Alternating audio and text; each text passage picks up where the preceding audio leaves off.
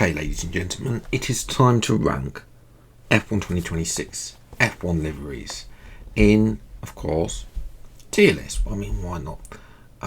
We've got the usual categories: best livery since sliced bread, good, okay, bland, and of course the category that was dedicated to the 2019 Williams livery. Did you design this in paint?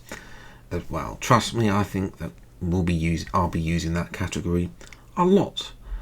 I'm going to go through all 11 liveries in release order date, so that one as well. If you want to have a go and do this for your own organised list, you can do. This is a public tier list, so I'll leave a link to in the description below where you can access and make your own list, and then tag me on Twitter, potentially at _Phoenix84 if you know with what you've done. But yeah, we're going to start with the Red Bull. Now, first, when I saw this livery, I thought, yeah, best livery since sliced bread.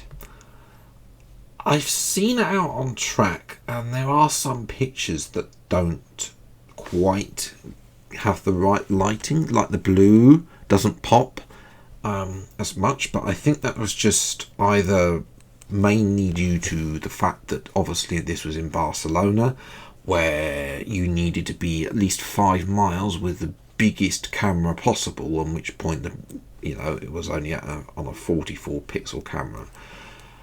Close up it looks good. I think the different shades of blue works with the car. They brought back the classic white outline around the Red Bull, which, by the way, I have tried to recreate this livery. This was requested. That will be that video. I've been unalarming whether or not to release that video, and I've decided just to deal with it, and that will be out sometime next week. But yeah, the number in the circle I like as well. I think they could have made it a bit more fancy on the front, but nevertheless, this is exactly what I was asking for when I made this livery video, 12 months ago, for Red Bull to change their livery. And as bearing in mind it's Red Bull, each of these teams has got their own brand and their identity. It's not like they're going to go wacky out there and change the whole car colour to red or something. It was always going to be this colour, but it's a throwback. It's not quite the throwback that I was looking for. It's not top tier up there, but it's close enough, and it certainly deserves to be the best livery in sliced bread category.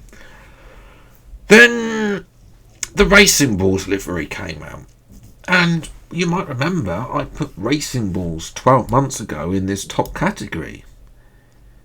But this is not that one. I think that they spent so long working on the main livery that they forgot about the second livery. It's awful. It's going in the bottom category. 12 months ago we had, it was a clean, modern white Bull livery. The problem with this livery, the Racing Bull, is it's got that blue bits on the side. Just doesn't do anything. It is awful. As well, with a white livery as well, you need to try and make it work.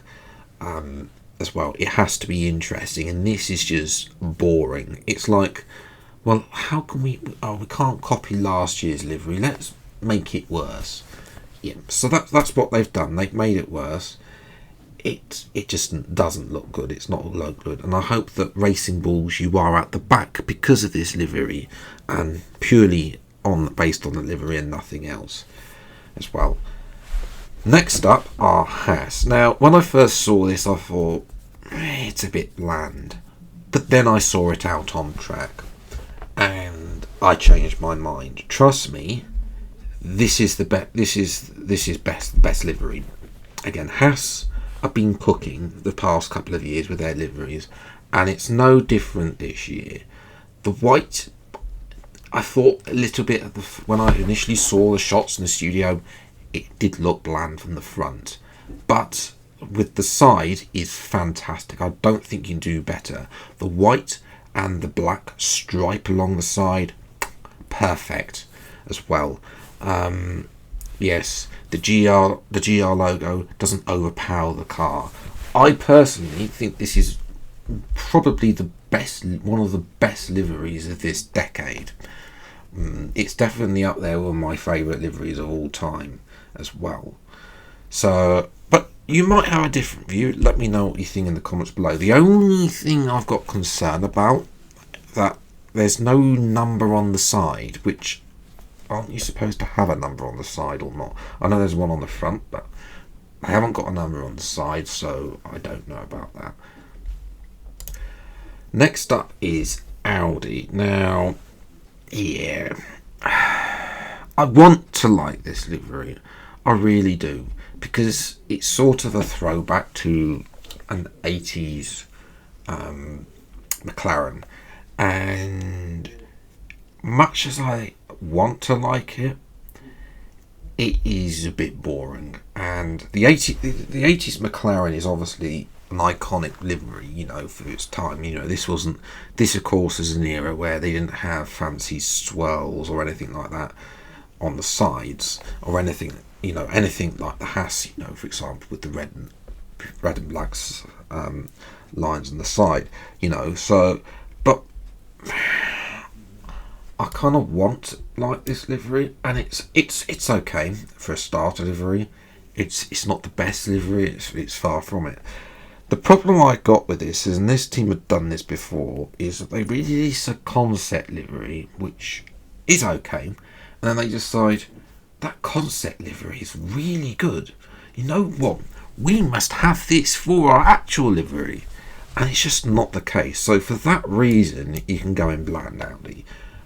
Yeah, I'd expected, as first liveries go, it's not great. I mean, we'll get to the other first livery, but yes, I'm not impressed. I think they could have done that. I think they could have used that one from they released last year, that, and built on that and made it a lot better. You know, make the front more interesting as well. I do like the red bit and the red air intakes, or, you know, the side pod things as well.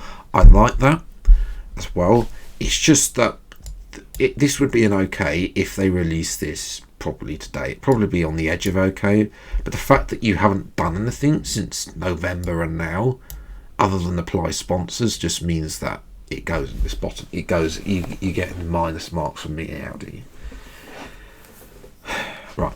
Next up is Mercedes. Now, when I first saw this, I saw the top down shot of it, and the top down shot of the Mercedes puts it up in this top category. However, from the sides, it doesn't look that good.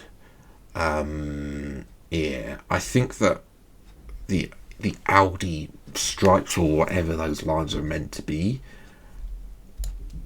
could have been a little bit better. I'm not entirely sure how, but they need to be thinking from a side point of view. Top down, perfect, but from a side point of view, I think that's a little bit of a letdown. But they have improved, Mercedes. I know that a lot of people were wanting for either a full black or full silver livery with them, not having this half and half stuff, but I don't, as long as it's done well, I don't particularly mind having half and half livery. They've covered up the thing on the airbox that I was moaning about last year, so that is improvement. Obviously replaced the sponsor there. They've got Microsoft in as well. They pinched them from Alpine. So I think it's a good livery. It's probably the best livery that Mercedes have come out with since the black Mercedes livery, which looked fantastic as well. So realistically, it's an improvement for them. I'm going to put them in good. Yeah, if you know, it's not definitely not close to being here, but it's probably on the edge of good, just okay. But I do actually like that they've tried to do something with the stripes and not just introduce a bland livery. Unlike Ferrari, so I'm going to talk about three things with this livery. First of all, HP I mean, whoever's in charge of brand marketing at HP and doesn't allow Ferrari to have a non-blue logo, on their car needs not to be in that role anymore, because realistically, this livery potentially has been ruined by HP. But it's not just that. I don't like this livery. I've talked to a few people, and there's not the fact that the white and the black just don't work together. I think that the rear wing could have been done, and I get it. The front wing is also black. I don't particularly mind that. It probably works, but yeah, they should have had a white rear wing. I'm thinking like the Santander Verizon, and I know they're trying to remake the Monza livery, which is of course a rip-off of the 1976 Niki Lauda livery. Yeah, I'm going to put it in bland. Compared to Audi, it's probably worse than Audi. There's another thing with the red colour as well, the fact that it's a brighter red, and I don't think I used to think that a brighter red was what Ferrari needs, but I saw last year's livery and just fell in love with the red colour. Eventually, it took a bit of time. I warmed up to it, and now they've just said, "Oh, we'll reverse back to the lighter red." I don't quite think this works. Not with the white. I think it needs to be a darker shade of red. I'm not entirely sure if it needs to be as dark as what we've seen in previous years, but definitely not this bright of a red as well. Yeah, I don't really know where Ferrari liveries are going to be in the future. I think they're going to be down the bottom here until HP finally come to their senses and say, okay, you don't need a blue logo on your car from us as well. That would be good. Then we come to Alpine. Now, Alpine, yeah, just like Ferrari are ruined by HP, Alpine ruined by BWT. Yeah, I don't like. Yeah, it's a bland livery. Like, you've got so much potential, but it's basically what they've done with this livery since last year is copy this in the side pod blue, which was pink, and that's it. I personally think that it's not a good livery. Blue and pink, then they can work together. Blue and pink. It's not the best colour palette choice together, but they could make this work, and it just doesn't work. I'm sorry to say to Sean Ball. I don't even know if Sean Ball worked on this livery or not. As well, he was working on this livery, and he has worked on these liveries in the past. If you're not familiar with Sean Ball, he used to be on Twitter about 6-7 years ago making fancy liveries, and Alpine gave him a job out of it. Obviously, the best Alpine we've had will always be the 2021 livery, because that was the livery that we didn't have to put up with BWT. They've also carried on with the pink on the front wing. I prefer that to be blue, because it's now sort of disconnected. Whereas last year there was sort of that pink that was coming on the side pod onto the front wing. This time it's just disconnected. It just doesn't make sense as a car. Realistically, from a livery standpoint, it'd be nice if BWT would again allow Alpine not to have a pink on their livery. Next up, Williams. Now,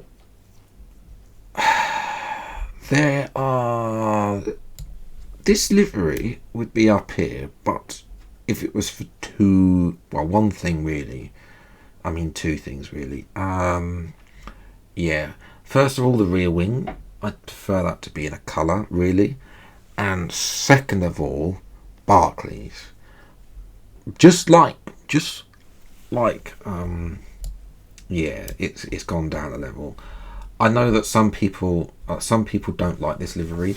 I actually do like the white livery. I think the white and the blue. I think it's an iconic Williams sort of colour set. You know, they with the white and the blue. They obviously used to have a little bit of yellow on the car too back in the 80s, so it's sort of a retrofit back to that. Yeah, I think if the rear wing was possibly in the dark Williams blue, then I think it would look good. I think potentially if they did, I think potentially if the Barclays blue was potentially another colour, then potentially it would look good. Potentially in yellow, but that might clash as well. But nevertheless, it's not been. Although the Barclays have insisted on having that lighter blue there, I actually like the livery. If it was a slightly darker blue, then it probably would work fantastic and would probably be up here in the top tier. I'm going to put it in front. I'm going to put it in front of the Mercedes. I know that some people don't like it, and you probably think that I'm mad about this, but I actually do quite like this livery. It's only Barclays has slightly spoiled it for me as well, but overall, considering the fact that this car didn't turn up, which I will come back to that in another video coming out probably in the end of next week once the testing is all completed, or start next week depending on the order of it as well, that I'll talk about that then. Final 3 liveries have all come out pretty recently. Cadillac. Now, a lot of people think this is a brilliant livery, the fact that they've got this sort of switch thing. So, you know, sort of two-sided thing, a bit like what the BAR did back in 1999, I think it was, where that bearing in mind was, of course, the Zip livery. Some people also compared it to the West McLaren livery of the early 2000s, which I actually didn't particularly like that livery. I was much happier when Vodafone came along, and that those liveries with the chrome and the Vodafone were outstanding. The West McLaren ones were pretty bland, and this is where this livery goes, because if there's one livery that's worse at the racing balls for me, it's the Cadillac. I know that I just don't think the livery works. First of all, the main sponsor just doesn't work. TWG and then the AI, just don't like the logo for full stop. It just looks odd, really, realistically. Secondly, of course, they're sponsoring themselves. They've got no real sponsors in at all. They've got about 5 sponsors, and yeah, how are they not going to be making huge losses? Excuse me, whether the amount of sponsors they've got, yeah, they could be in trouble. I don't know. We'll have to wait and see how they get on financially as well. Bearing in mind, of course, GM will probably bail them out, but you know, obviously GM won't want to be steering a sinking ship. I think they need some more sponsors in their car. I know, was it Graham Loudon's come out and said, "Oh, we don't need 500 sponsors." No, you don't need 500 sponsors, but you've only got 2 as well. So realistically, the car just looks bland. It'll be at the back, so fortunately I won't have to see it because, it's a brand new team, obviously, and I'm not expecting to do that well. Then we come to the McLaren. I don't mind the Papia. I think that this is slightly better than last year's livery.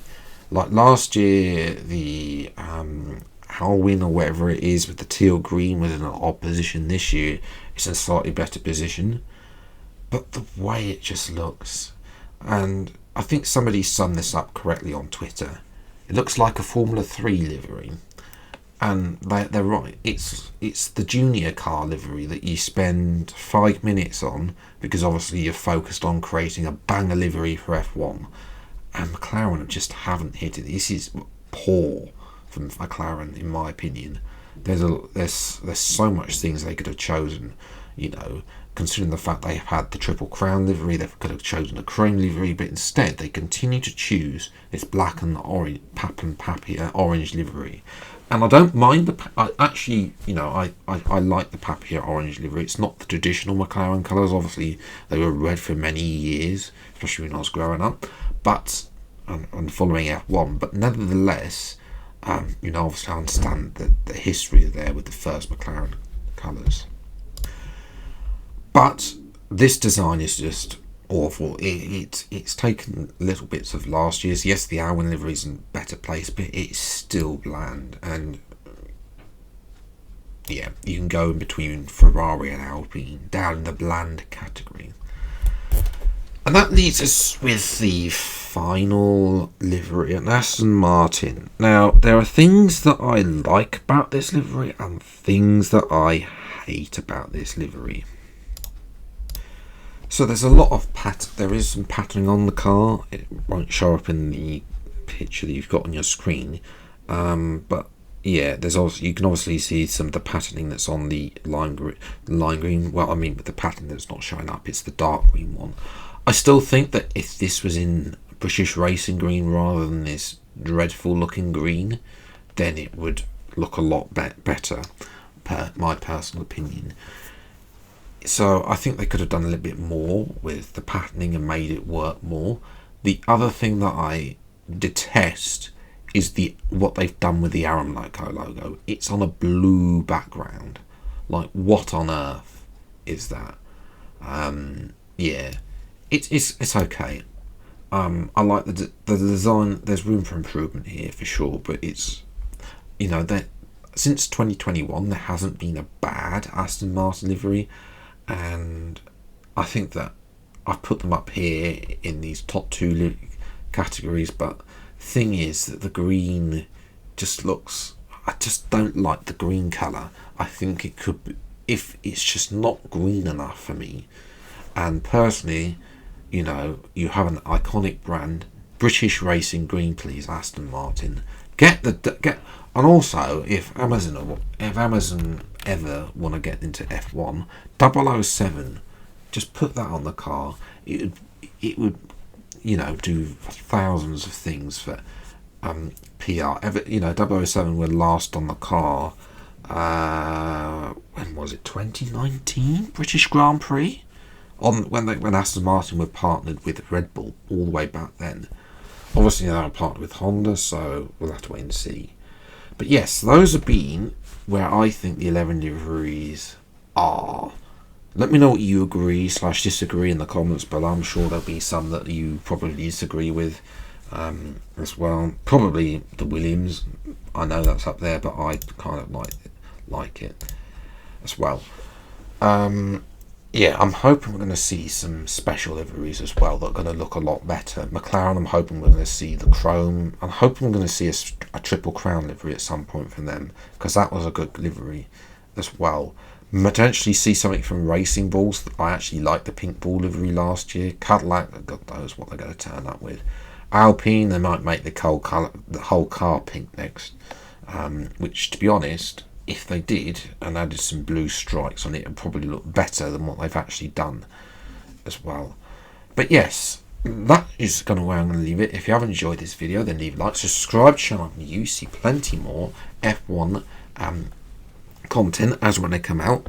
I'll be, of course, back with more F1 opinions on where I'm going to put my championship predictions and also my 2027 driver lineup predictions. Those videos are to come in the coming weeks as well. Until the next video then, I'll see you next time. Take care. Thanks so much for watching. Enjoy your day and goodbye.